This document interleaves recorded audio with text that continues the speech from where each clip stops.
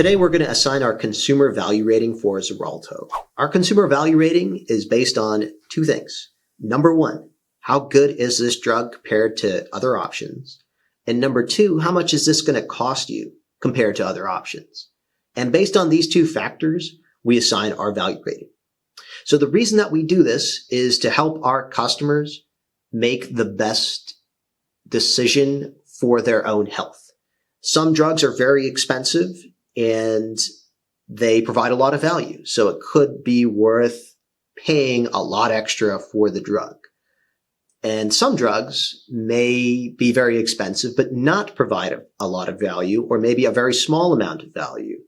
And in that case, you can better determine what you're likely going to get, or to be able to have a better conversation with your healthcare provider as far as what you're trying to do with your health and, what your budget is, and try to make those two things work together.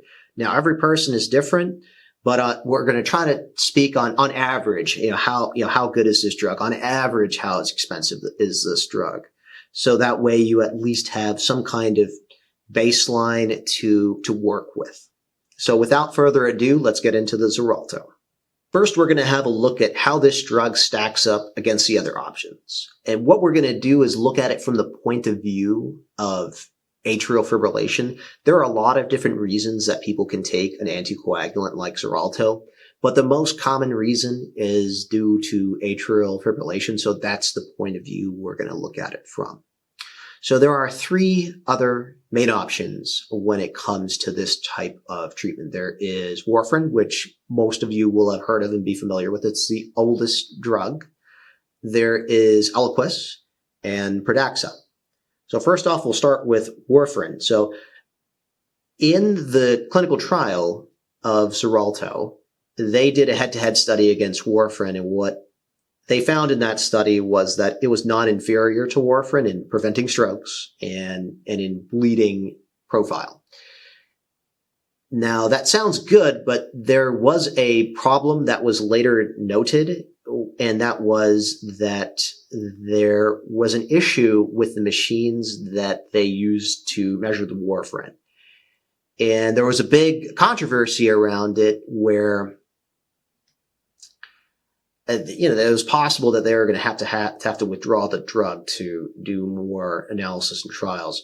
However, there was a back and forth, and eventually it was cleared. And essentially what they said was that it probably didn't throw the results, but no one really 100% knows for sure. So there's that issue. But there have been a lot of studies since that have been conducted by a lot of different insurance companies. Certain countries that are single payer, they will conduct studies to see, obviously they're trying to get the best bang for their buck in their health system. And it seems that a lot of these studies sort of confirm that it's probably just as good as warfarin at least. So that's versus warfarin. But the reason that most people, I imagine, are here is they want to know, how does this drug stack up against the other two common options, which are Eliquis and Pradaxa? And the answer is, unfortunately, not really that well. If we look at what the very reputable sources are saying about these drugs. So if we look at, let's say, the atrial fibrillation guidelines that are put out by the American College of Cardiology, the American Heart Association, the Heart Rhythm Society, what they find is that Xarelto is about equivalent to warfarin. It's not inferior. Based on the clinical trial, even though there was a bit of an issue there, and a lot of other studies that have followed up. However, what they have found with the other two options is that they may be associated with certain benefits, and mainly being that it may be possible that these other options may reduce the occurrence of stroke, and it may reduce the bleeding risk. And those are very important because the whole reason that people take anticoagulant therapy are to prevent things like blood clots and strokes. And the major side effect or the major problem associated with anticoagulation therapy is, well, coagulation is what helps you stop bleeding when there's that issue. So the fact that these drugs are associated with a reduction in stroke, while at the same time are also associated with a lower bleed risk, is really huge, because that's the whole point of taking the treatment. And that's the major risk of taking these drugs as well. Now, while it's impossible to definitively say that these other options are better or safer without a head-to-head trial, it seems that there are a lot of studies, aside from their own clinical trials, and the clinical trial of Eliquis, for example, is found to be superior to warfarin. But even in other studies, they have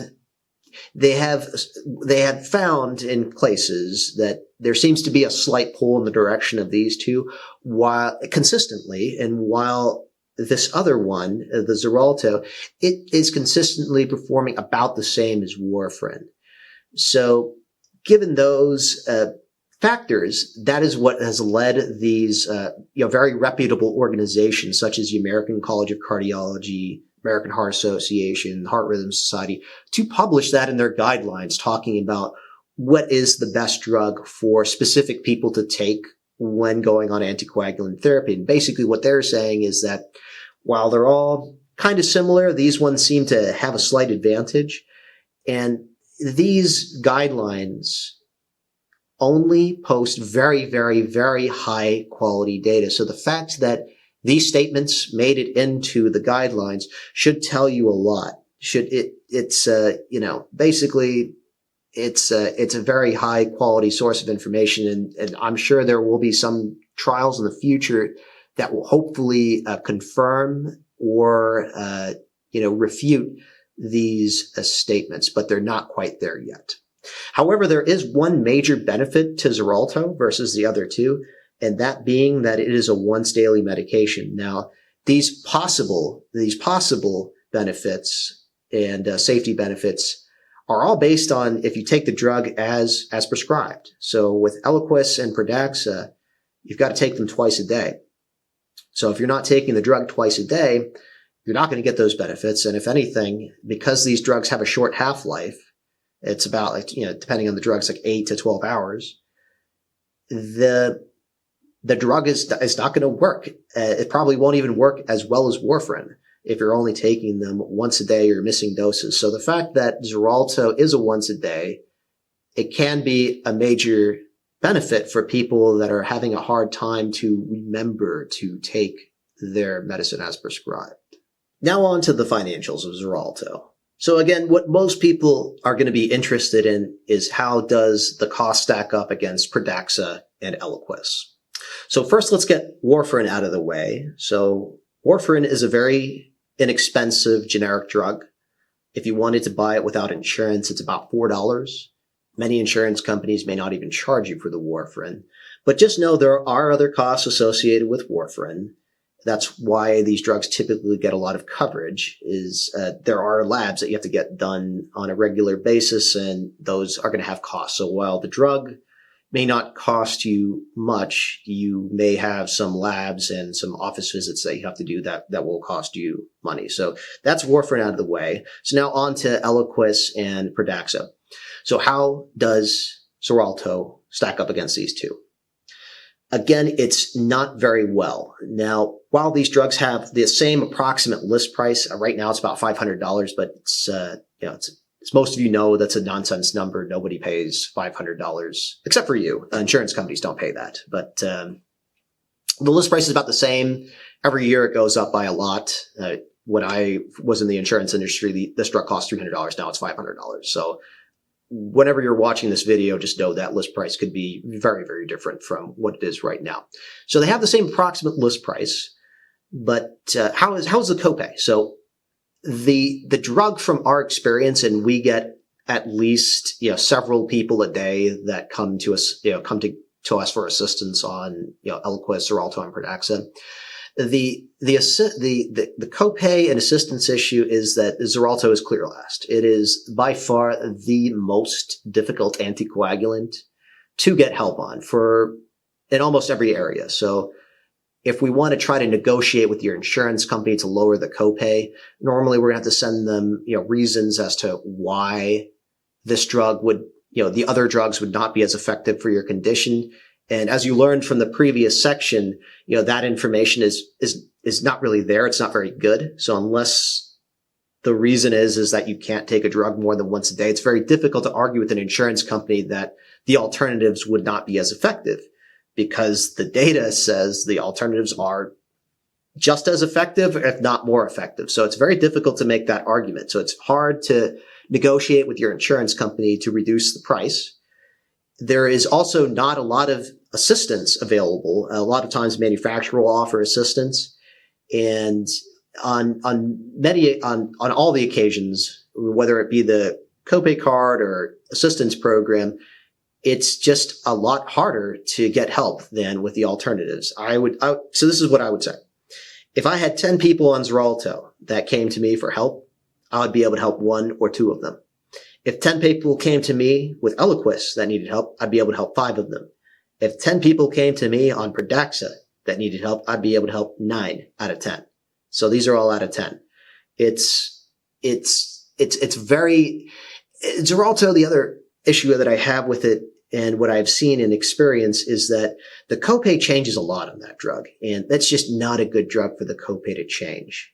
And they have a lot of little gotcha things in their assistance. So for example, on the Copay card, they advertise heavily, pay no more than $10, pay no more than $10. If you call them up on the phone and say, I need help with my copay, they say, oh, we have this coupon, pay no more than $10. But if you read the fine print here and you can see in bold, pay no more than $10, after 90 days, it only pays $200. So now you're all of a sudden going to change from possibly a $10 copay to a $250 plus copay. And that's a problem for people that are on these drugs, because as your doctor will hammer home to you, once you start anticoagulation therapy, you should not stop it, because you will be at a high risk for something bad happening to you. And in fact, there's a black box warning on Xarelto about stopping the drug suddenly. And what I have seen happen just a million times is, people get on the drug, they don't read the fine print, the pharmaceutical company doesn't tell them about the fine print, and they start taking it. Most of the time, they're picking this drug up after work or on the weekend when they have time.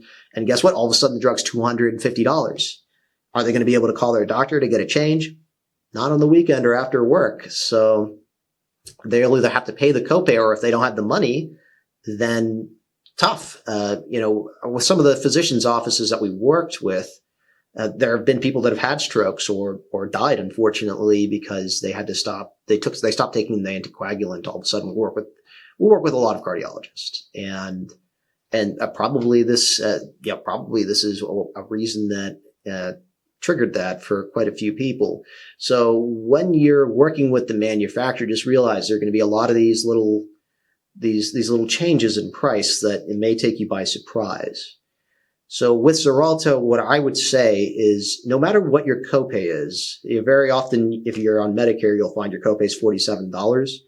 And after a certain amount of time, it's going to jump up to $150 plus. So with this drug, there's very little assistance that we can do. Once the price is the way it is, there's almost nothing there's very little, I wouldn't say nothing, but very often we're not going to be able to help you, and you just have to be prepared to pay the copay. So if you're not prepared to pay $150 to $200, at least 25% to 50% of the year, this is probably not going to be a good option for you unless you have to take a drug once a day, because there's very little I'm going to be able to do about it, generally speaking. On some insurances, it's a possibility, maybe 1 out of 10 times. It used to be in the past. In the past, some of you probably have helped past. There's a lot more that you can do, but with the change and rules and tier exception, it's much more difficult to do.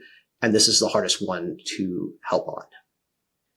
Our final rating for this drug is a 1.5 out of 5. And the reasons are that it's the most expensive drug by far. There's very little assistance for it. And the assistance that is available for it, they make it very difficult for other people like your doctor or your pharmacy to actually help you sign up. And the main problem with the Xarelto in general is they give it away to insurance companies. And I can tell you because I worked in an insurance company, they give it away to insurance companies. So in order for them to make actual money off the drug, they really have to try very hard to collect from you because they're not paying the insurance company. The insurance company is basically not paying anything for it. They're passing all the costs off onto you. So they don't offer a lot of assistance for it because otherwise they're not going to make any money. And that makes logical sense. But at the same time, that doesn't help you. And the other options, they are associated with certain benefits. And now, while they have not been 100% confirmed, it's just like, how are you going to charge the most out of all the drugs while offering, the least benefits that have been reported by these very prestigious bodies, American Heart Association, American College of Cardiology, Heart Rhythm Society. And at the same time, your clinical trial was used, like they did it with faulty machines. So for that reason, it's got to get a 1.5. And I had to deduct a little bit for like that bait and switch tactic with the drug because they really don't inform you that it's going to change in a certain amount of time. And I do believe that it has cost quite a few people, their health and their life as well. So overall, 1.5, the alternatives are associated with benefits that Xarelto is not. And they're just by head and shoulders far more affordable. I mean, 1 out of 10 for Xarelto as far as being able to help people that come through here, 5 out of 10 for Eliquis, 9 out of 10 for Pradaxa. So ultimately, that's where we're leaving this rating at. So if you have any comments, leave them below. And just remember, these ratings are subject to change. Maybe they cut their price. Maybe they discover some new benefit in the future, or maybe there's a new side effect. But these ratings are always subject to change. And we'll post below when there's an update. Hope you found this helpful. We'll see you next time.